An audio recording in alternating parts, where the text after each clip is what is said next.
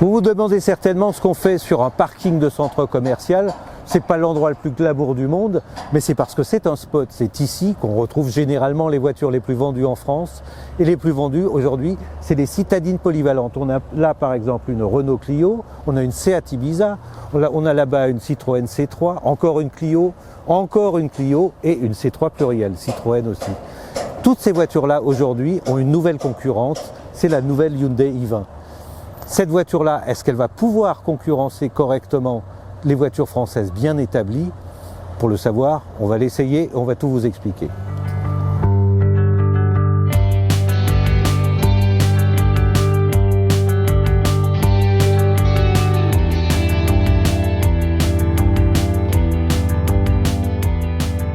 Je ne sais pas si vous êtes d'accord avec moi, mais moi, cet avant de la nouvelle Hyundai i20 me rappelle quand même les lignes toyotesques.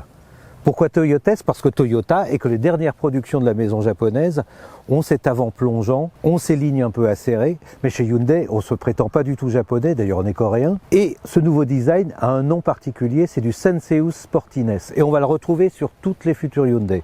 Senseus Sportiness, évidemment, c'est la sensualité sportive, ou la sportivité sensuelle, si vous voulez. Alors je ne sais pas si vous êtes d'accord avec moi, mais cet avant, qui est quand même très, très dessiné, il ne faut pas leur reprocher ça, il n'a pas grand-chose de sensuel ni de sportive. Comme ces lignes de côté qui sont quand même très acérées, très dessinées, n'ont pas grand-chose non plus de sportif ni de sensuel. Mais si tout change sur cette nouvelle i20, il y a quand même quelques rappels sur la précédente, comme ce toit noir un peu suspendu, un peu flottant. Mais c'est à peu près tout. Tout le reste change, à l'avant comme à l'arrière, de profil comme au-dessus, et à l'extérieur comme à l'intérieur, que je vais vous montrer. Je vous le disais, le design extérieur de cette Hyundai i20 est entièrement nouveau, mais l'intérieur aussi.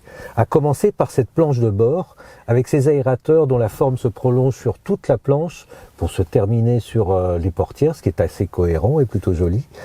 On a aussi un nouveau volant avec 4 branches. La plupart des voitures se contentent de 3 branches, voire 2 parfois, mais surtout 3. Et Mercedes, qui veut toujours faire son intéressant, qui en met carrément 5. Ici, on en a 4. Ça n'en rajoute pas dans la fonctionnalité, mais c'est plutôt joli à regarder. Comme l'écran central de 10,25 pouces, qui regroupe évidemment toutes les fonctions, nav, le GPS, CarPlay, la radio. Mais on a aussi un deuxième écran, toujours de 10,25 pouces. Et en fait, c'est un écran numérique qui remplace désormais les compteurs, ce qui est assez rare sur la catégorie, mais qu'on retrouve dans cette i20. Côté habitabilité, on n'est pas dans les records avec cette Hyundai, mais on est bien placé. C'est-à-dire qu'on a de la place à l'arrière, largement pour 2 personnes. À 3, c'est un peu étriqué, mais à 2, ça passe très très bien. On a un coffre qui est dans la bonne moyenne avec un peu plus de 350 litres, ce qui n'est pas extraordinaire, mais qui est bien placé, encore une fois, et c'est un coffre plutôt très accessible. Cette voiture inaugure non seulement une nouvelle plateforme, une nouvelle ligne extérieure, une nouvelle ligne intérieure, tout est nouveau, même le moteur. Enfin presque. Parce que le moteur, c'est un 100 chevaux qui existait déjà, sauf que là vient se rajouter une hybridation légère, toujours destinée à réduire la consommation. Alors là, on a roulé toute la journée, on est arrivé à une moyenne de 7 litres sans faire attention, vraiment. On n'a pas fait d'éco-conduite, rien du tout. 7 litres pour 100 chevaux, bon, c'est pas extraordinaire, mais c'est plutôt dans la bonne moyenne. En plus, au niveau du CO2, on est exempt de malus, on arrive à 119 grammes de CO2 au kilomètre. Donc cette hybridation remplit son rôle sans être le plus extraordinaire, comme toujours avec cette voiture, dans la bonne moyenne. C'est donc une nouvelle plateforme qui équipe cette Hyundai i20. Il est un petit peu moyen, un petit peu pâteau, pas très collé à la route. Aucun problème de tenue de route, hein, pour autant ça. C'est pas dangereux du tout, simplement il est un petit peu souple. Alors après on a des modes de conduite, confort, sport et éco, mais qui n'influent absolument pas sur le châssis, vu qu'il c'est pas une suspension pilotée, mais simplement sur le moteur.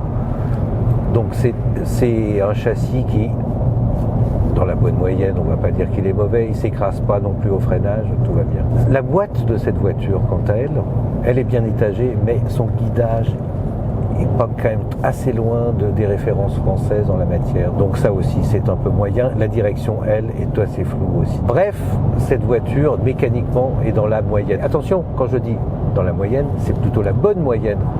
Il ne manque pas grand-chose pour arriver aux références françaises.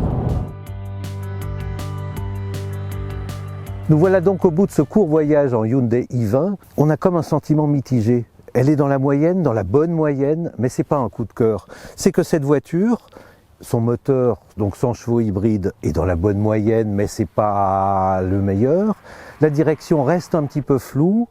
La boîte de vitesse, son guidage est un peu approximatif encore, même s'il y a des progrès dans tous ces domaines-là. Reste que c'est une voiture garantie 5 ans. C'est une voiture avec une réputation de fiabilité comme la marque sait le faire.